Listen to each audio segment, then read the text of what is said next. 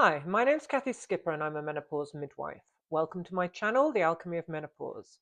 In this video, I'm going to talk about what, in the way that I was trained, which is in France, is called décodage biologique. I think the nearest translation in English is biogeneaology. And what this means is that when something is happening to us physically, some physical illness or challenge or even an accident, yes, of course, we need to look at this in terms of the medical system. We need to get a diagnosis. We need to be supported by a doctor if necessary. But we also need to take into consideration that we are a holistic being, which means we're not just a physical body. We're emotional, mental, and spiritual bodies as well. So whatever's happening to us on a physical level, if we take this holistic approach and also look at what was happening to us when this happened and what is happening to us as we go through this challenge emotionally, what are the thoughts that we're going through, what's happening in our mind as we go through this challenge, etc., then we have a much better chance of holistic and global healing of the organism and of understanding ourselves. And this is where this is really, really helpful for the menopause journey. In my work with women, which is about navigating and discovering the wholeness of the feminine consciousness during menopause, everything that we can do that helps us understand ourselves helps us in the journey towards maturation and becoming a sovereign woman. So all that to say, I trained as a herbalist, aromatherapist, teacher, kinesiologist in France. And in France and Germany, biological decoding or biogeneaology is extremely popular. It's very mainstream in a sense. And I was very pleased to get that education. And so I've seen in the classes that I facilitate, when a woman is bringing up some form of chronic difficulty physically, or an accident or an illness that has come upon her at menopause, if we stop and take time to look at what's underneath that emotionally and mentally, this really does help. It helps the woman deal with the problem as she's living it, but it also helps, as I said, her to understand much more about herself. The reason it's called biogeneaology is because the other aspect of this work is that we're not just considering the person in their lifetime. What we're looking at, especially with chronic illnesses or for women, sexual reproductive difficulties or illnesses, what we're looking at is there any way in which what is coming through physically in this lifetime was actually triggered in the women whose shoulders that we're standing on? Was this something that came from a trauma 2 or 3 or 4 generations back and has not yet been integrated, and we're now expressing it physically? So that's why it's called biogeneaology. I wanted to just, before I talk a little bit about three. I've highlighted 3 specific challenges that women tend to be confronted with at midlife. But before that, I wanted to just show you, this is the French book that I use. It's the Dictionnaire des codes biologiques des malades. It's written by 20 doctors. It's sort of the Bible of biological decoding.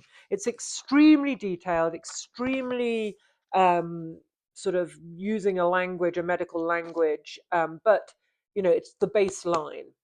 Apart from that, in English, I've read a lot of books about biological decoding. Not so many in English because there are much fewer. I'm sure there are others. Some of them that I've read that I haven't found useful, I've just put them in the book box and forgotten about them. But because these 2 remain, it's a sign that these 2 are worth keeping.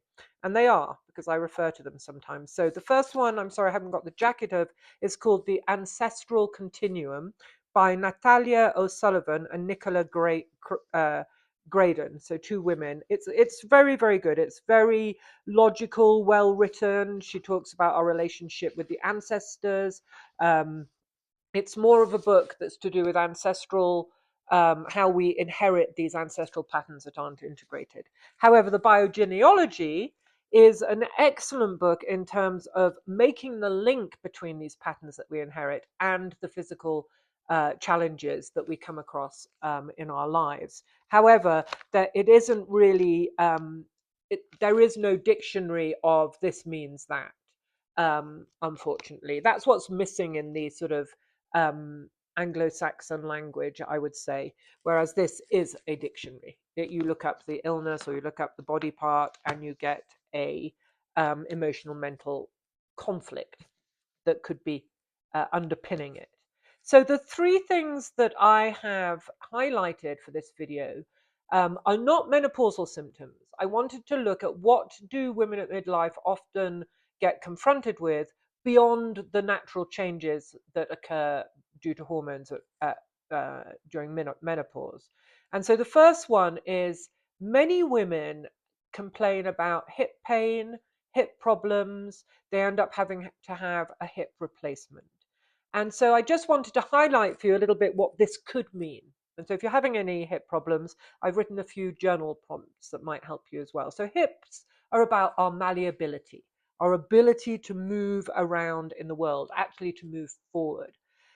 Hips are about our autonomy and how we position ourselves in the world, which makes it very interesting that so many women at midlife, where there's this, how do I position myself, finally feel that they're having hip problems. Is it a lifetime of not being able to position themselves or move forward totally authentically, or is it something that's coming up at this time? And yes, I'm not denying that osteoporosis and other difficulties can affect our hips, but what I'm saying is we have to add on the other aspects. All these aspects can join together to create our illnesses, not just our physical lives, not just our hormones, but also our emotional, mental, and spiritual selves.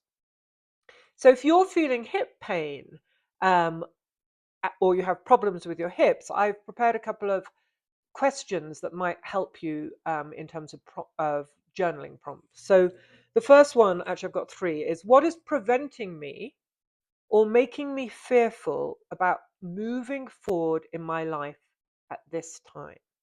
Or what is preventing me from moving forward? Or what are the emotions coming up when I try and move forward authentically in this moment in my life?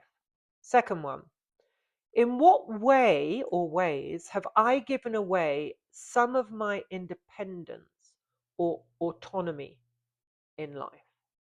And because, as I said, the whole sort of school of thought is that this is biogeneaology, which means that these things can also come through from our ancestors. You could also ask yourself, who in my mother line, because we're talking about women in menopause, gave away some of their independence or autonomy, or all of their independence and autonomy? Because that could be something that's coming through for you. This could be a pattern. And finally, in what way am I unable to put my ideas forward in my life? Or how do I feel unheard when I try and put my ideas forward in life? Or who in my mother line got shut down when she tried to express herself? Okay, so those questions, prompting them, if you just allow yourself to write on them, may open up some of the emotional and mental aspects of this pain if you have it in the hips. So lastly, I didn't realize I have another journaling prompt connected to the hips, and that's who in my mother line was betrayed or abandoned and her trauma hasn't yet been integrated. Okay. So as some of you might know, I work a lot with our sense of smell and scent. So in the programs that I facilitate with women going through menopause, when we're doing guided journeys, when we're working on some of the journaling, when we're trying to sort of unlock some aspect of our lives, I'll suggest essential oils that might help. And so for the hip problem and these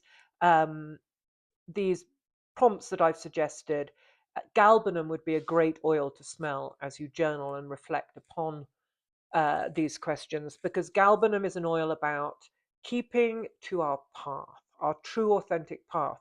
You know, if you make an intention because you want to get somewhere, or you want to be a certain expression of yourself as you get into your sovereign years, galbanum will sort of remind you energetically through the sense of smell that you are on a path and you need to do something about keeping on that path, making, yourself stick to that path. It's not just about making an intention, it's about sticking to the path of that intention. So galbanum's a great oil for that. Secondly, thyroid problems are another big problem that come up for women during midlife. And so, of course, I'm not saying don't get medical help for your thyroid problems, but I am saying that also look at the emotional and mental and spiritual aspects. So the thyroid represents our ability to express ourselves. It represents how we express our creativity in the world, how we vocalize our truth. And so no wonder it's huge. Thyroid problems are huge for women at midlife. And I think we can all agree this difficulty expressing ourselves, expressing our true emotions, expressing our deepest thoughts and truths, and being recognized for who we truly are is a big moment at midlife. This is what I help women with. So any thyroid problems could be related to this. I'll give you some journaling prompts in a minute. The other problem with the thyroid that can come up is to do with the speed of life. So, or the speed in which we do things, or how we express ourselves and live our life. Um, so hyperthyroid could be expressing maybe an internalized need to flee something, to run away fast, to get away from something, or to do something fast. My dad was always very military in the way he brought us up. It always felt like he had this whip behind us: get up, do this, do that. And so I found myself always doing things very fast, encountering life and things I had to do, especially for others, very fast in a trauma response. The slowing down was huge for me. So hyperthyroid could be internalizing, as I said, a need to flee. There could also be a feeling of being burnt out, but still that pressure that women have to get things done. I'm tired. I need time to reflect. I see this all the time, actually, in the menopause program. To do the deep inner work of menopause as we move into our sovereign years, we need alone time. We need to slow down. It's the pause. We need to have time to reflect, to be like the caterpillar in the chrysalis, to be mush, to not know where we are, who we are, or where we're going. It's normal. But if we don't give ourselves that, we can feel the need, but what's stronger than our need to honor our own cycles and our own feelings is this need to perform, is this need to get everything done, as I always have. I'm the woman in this house who runs everything, or I'm the boss in this office who runs everything. So that could manifest in hyperthyroidism. Or there could be some kind of impatience in your life. When is this going to be over? I can't, especially when it's menopause. I can't bear this. And menopause is 2 to 10 years. We have to allow and remember that the journey is the destination. Don't try and get somewhere. Enjoy the journey. And if we don't and we're impatient, then again, hyperthyroid could manifest itself. So the journaling prompts. First one is, what is difficult for me or was impossible for someone in my lineage, in my motherline, to express? What have I not been able to express? Or what was there in someone in my motherline that needed to be expressed but couldn't be? The other journaling prompts are, what am I or what have other women in my lineage been running from? Was there a need to run? Or do I feel I need to flee? Or is that a pattern that I do anyway, even if I don't really need to? Second, what is preventing me from slowing down and allowing myself the much needed rest and reflection that I need at this time in my life? What is preventing me from doing that? Really go deep. Allow yourself to feel into this. And lastly, what is my hurry? What do I want to accomplish or get done so fast, and why? Why am I in such a hurry? Don't forget, the destination is the journey. No, the journey is the destination. And then on the other side, we have hypothyroidism. And this is when we're usually in a situation where we feel we can't keep up, or we need to slow things down. Things are going too fast for us. Could be our age. Suddenly I'm at menopause and I haven't done half the things I wanted to do. I'm not going to be able to fulfill things. I have to grieve things. It's all going too fast. Please slow down. Please let me have life again. And so you could ask yourself, what am I afraid of happening or confronting in my future? What am I trying to hold back? What am I in denial about? Okay, so the oil that I would use for the thyroid and these questions um, is rose. Rose attar would be superb because rose attar is rose distilled into sandalwood. I'll leave a link in the comments below where to get beautiful essential oils, the ones that I use with my clients. But rose attar is really about supporting us, nurturing ourselves, nourishing ourselves, giving ourselves what we need, like a mother gives a child what she needs, a baby what she needs. And that's really what the thyroid is about. Either we're going too fast, we're going too slow, we're not expressing ourselves. So with the rose attar, we find ourselves in this nurturing place of honoring our needs. Okay, so the last one that I wanted to mention is hypertension. This is another very common physical difficulty that comes up for women at midlife. And it's connected to a tendency to want to repress what you're feeling, holding emotions down. And so again, rose attar, I'm just thinking about this. Rose attar is also very, very helpful for this. So when somebody's feeling hypertension, yes, and of course go to the doctor, but the emotional side of it is that there's something deeply buried that is terrifying probably to feel, or that has been pushed down into the unconscious for so many generations that it's just buried in there. But it's causing problems because what is in the unconscious controls us, and we do, becoming healthy, becoming mature, becoming sovereign women is allowing these things to take their rightful place, to be expressed, to be felt. So this could be some motherline hurt that's been passed down and needs integrating, or it could be a family secret or something that was never talked about. And that could echo in your life, that there's things that you never talk about. You grew up in a family where we don't talk about those type of things. We don't talk about our emotions. We just bury them. And eventually this comes out physically as hypertension. So women with hypertension often try to use their mind to suppress their feelings. They become very cerebral. They think it all out. They analyze it, but at the expense of feeling anything. So I have two journaling prompts for this. What emotions in you or also in your mother line have been repressed and are asking to be felt? Remember, I always used to because I had to teach myself to feel. I think I've done a video on that further back. But I always used to remind myself to feel is to heal. It might be hard at first to allow these feelings to come through, but if you tell yourself, well, it is healing, it's going to heal me. This is all that a feeling needs, is to be felt. And the second journaling prompt is, in what way are you using mental control to hold back emotions?